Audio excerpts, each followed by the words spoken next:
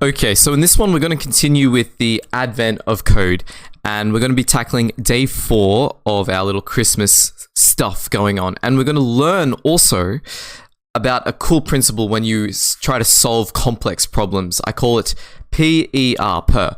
So it's plan, execute, review. And we're going to apply that to this. So first, let's read the problem, and Corey's going to do that for us.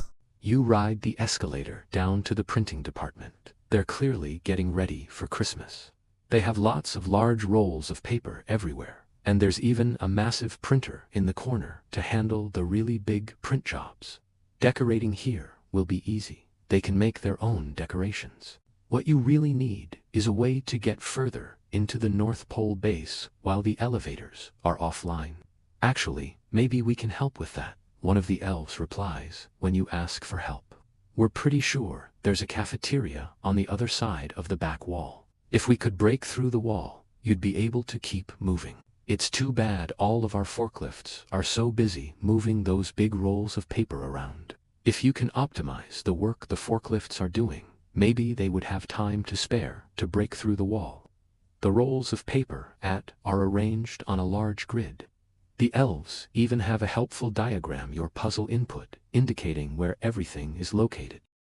Okay, lovely. I'll just take over, read the last bit of that. So, the forklifts can only access a roll of paper if there are fewer than 4 rolls of paper in the 8 adjacent positions.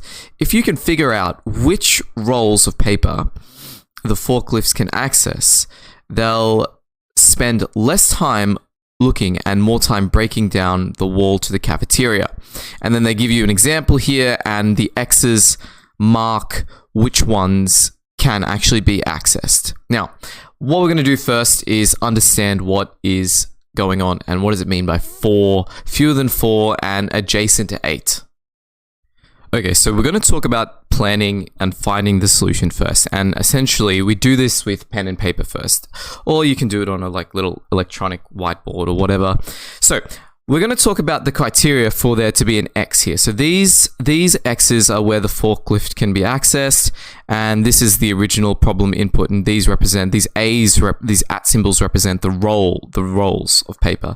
So the criteria was we need fewer than 4 in the adjacent positions, right? So, and if you recall, it was the 8 adjacent positions. And you're like, okay, what does that even mean, 8 adjacent positions? So suppose we have a roll, right? That's a roll. The 8 adjacent positions are going to be everything beside it. And that includes the diagonals. So you've got the ones where they're just kind of straight. So that's 4. And then the diagonals, right? That'll make it 8 adjacent positions. So let's take an example here. So this first X, let's take this example and think about how there are fewer than 4 rolls next to it. So so this is the same X here because we go 1, 2, 1, 2, 3 spots over. Now this is misaligned, so it doesn't look adjacent. So I've made these lines that point to its adjacent ones.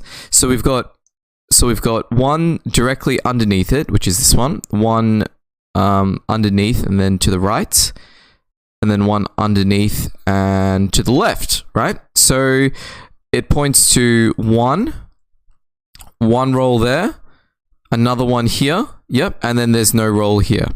Now beside it, there's going to be, it's missing a roll here, so that's good.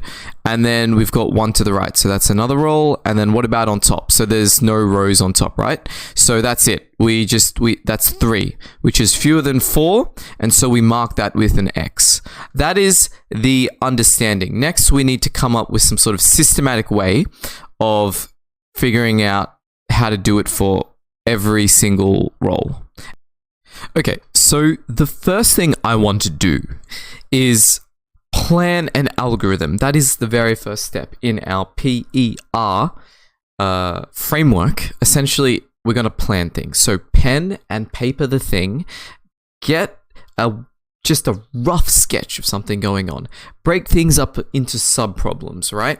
And then just have little rough sketches of how you'll solve each sub-problem. Perhaps break these up into functions or things like that. So you can see that as we've done that here. Now, And the next thing you have to do after you break things up into sub-problems and things like that is actually execute. So we go to the execution stage of our per process. Now, that is simply open up VS Code and just start coding. So have a look at what you created and just get it done. Just go for it and get it done. And then come up with a very, very naive solution and just let it run. Just give it a go. Usually the first time you try something, it's going to be wrong, and that's okay. So what you've got to do after that is find out why we're wrong. So look at the error message you get. This is part of the review, right? Why is it wrong? Why is it wrong? And then just very methodically go ahead and solve the problem slowly and methodically. Now, this is a very important thing I want to say at the end here, but I'm going to cover it in the next video. So if you get stuck on a problem, only spend 15 minutes on the problem and then ask AI for help, as you can see I have done here. There's no point in spending hours on something when you can get it done in 15 minutes.